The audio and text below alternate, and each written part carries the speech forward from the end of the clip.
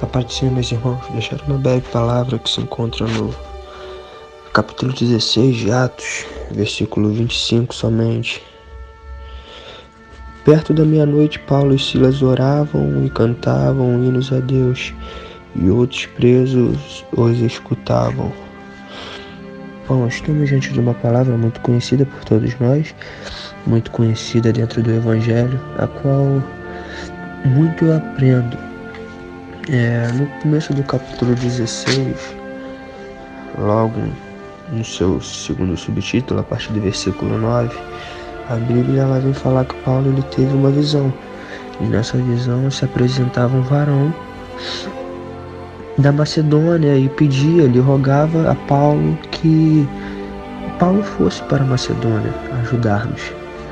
Uma vez agora que Paulo ele vai para a Macedônia e fica mais especificamente em Filipe, que era considerada uma colônia. Agora Paulo, ele indo à oração, vem uma jovem que tinha um espírito de adivinhação ao encontro de Paulo. E a Bíblia é clara em relatar que essa jovem ela dava muitos lucros aos seus senhores, e ela seguia Paulo, a mesma, clamando e dizendo que estes homens, no caso Paulo e Silas, anunciavam o caminho da salvação, e eles eram servos de Deus Altíssimo. Lindo dizer que mais à frente nós iremos reconhecer que Paulo de certa forma já era muito conhecido. E o que eu tenho para falar para os irmãos também o espírito que estava naquela mulher de adivinhação sabia quem era Paulo, quem era Silas. É engraçado que às vezes nós nem sabemos o quão conhecido nós somos, porque as pessoas elas observam a gente demais. E Paulo e Silas eles não eram conhecidos tão somente no mundo material, no mundo do dia a dia, mas como no mundo espiritual.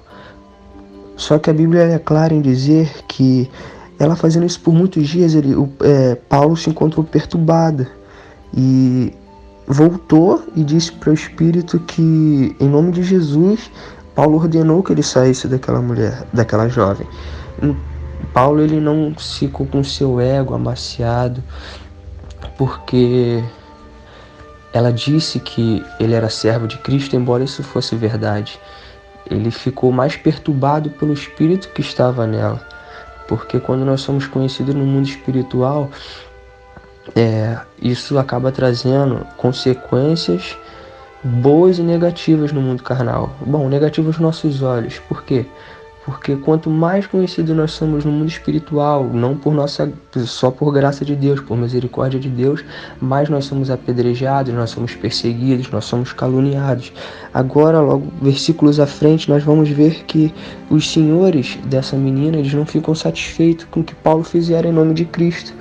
E leva Paulo, algumas traduções de Bíblia revelam, até a praça na presença dos magistrados. E agora Paulo e Silas eles vão ser presos. Como nós bem sabemos, nas escrituras nos dizem, eles vão ser presos, e de linda forma a Bíblia ainda declara que quando Paulo e Silas é preso, é dito ao carcereiro que eles sejam bem guardados. Agora Paulo e Silas eles estão na prisão. Antes disso eles foram açoitados.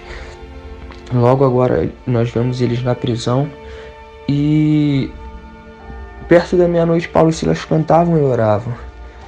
Logo agora eu consigo perceber o que eu falei anteriormente, porque o que Paulo e Silas fizeram em nome de Cristo pela vida daquela menina acabou gerando uma consequência, que foi os açoites, que foi a mentira, a calúnia, a prisão, as correntes. E muitas das vezes na nossa vida é assim. Quando nós fazemos algo em nome de Cristo, o inimigo ele tenta retalhar de todas as formas, e a maioria das formas é no nosso mundo material. Mas só que é bem melhor estar com a presença, é bem melhor estar com Cristo, é bem melhor estar fazendo a vontade de Cristo do que estar longe dele. Agora Paulo e Silas, eles cantam e oram. Mas o que me chama a atenção no versículo ao qual nós lemos é que os outros presos escutavam, logo no final do versículo. Porque quando falam os outros presos escutavam, eu tenho quase certeza que a oração de Paulo e Silas, a adoração de Paulo e Silas não estava sendo baixa. Então, automaticamente, aquele carcereiro também estava ouvindo Paulo e Silas. Agora, eu observo em minha vida que muitas das vezes a gente faz a vontade de Deus, logo após é apedrejado, é açoitado. E quando nós nos encontramos nas piores situações, nós não pensamos em cantar e adorar. E muitas das vezes isso afeta na nossa vida, é claro, mas afeta na vida de alguém que está no nosso lado. Porque, querendo ou não, nós estamos sendo observados. E a nossa adoração, a nossa oração pode mudar a vida de quem está do nosso lado. E Cristo me fez uma pergunta diante dessa palavra. Quando você se encontra, Pablo, numa situação como se fosse de Paulo e Silas, uma suposição, até porque nós não sofremos pelo Evangelho como antigamente sofriam, você murmura ou você adora? Você reclama ou você ora? Porque tem pessoas ao seu redor observando o que você está fazendo quando a coisa aperta. Tem pessoas do seu derredor olhando o que você vai fazer quando não tiver mais o que fazer em vista deles. Em 1 Coríntios, capítulo 10, versículo 10, se não me falha a memória, Paulo ele escreve a igreja de Corinto e ele ressalta uma coisa importante que aconteceu na antiguidade. Paulo, ele, no versículo 10, ele vem relembrar que Israel, eles pereceram por ter murmurado. Muitas das vezes nós perdemos a nossa bênção pela murmuração. Muitas das vezes, se Paulo e Silas tivessem reclamado, murmurado, logo mais à frente não teria acontecido uma conversão incrível, que era qual? Quando as correntes caíram, as portas das cadeias se abriram, agora o carcereiro ele tenta se matar com medo. Só que Paulo ele grita, não, a gente está aqui. E Paulo começa a pregar para ele e ele é batizado. E isso acontece de uma forma linda. Por quê? Porque Paulo e Silas, mesmo presos, mesmo esperando a morte, eles deram um testemunho na maior dificuldade deles. O quê? Eles cantavam, eles adoraram. E é isso que Deus quer para a nossa vida. Ele quer que na pior das situações, nós louvamos, nós o adoramos a Ele. Por quê? Porque tem pessoas ao nosso derredor nos observando. Porque somos bons? Não. Porque eles conhecem quem está com a gente. Porque aqueles presos, aquele carcereiro, ele conhecia Paulo. Paulo já tinha uma história. Paulo ele já tinha meio que um legado de certa forma. Paulo ele já estava sendo conhecido pela sociedade. Não pelo que ele fazia, mas porque Cristo fazia através da vida dele. E é assim na nossa vida. Às vezes a gente faz tão pouco, mas tem alguém observando. A gente fala tão pouco, mas tem alguém observando. Tem alguém falando, nossa, olha o que Cristo está fazendo através da vida dele. E talvez na pior situação da nossa vida é que aquela pessoa vai olhar, vai focar pra gente e vai falar, vamos ver o que ele vai fazer agora.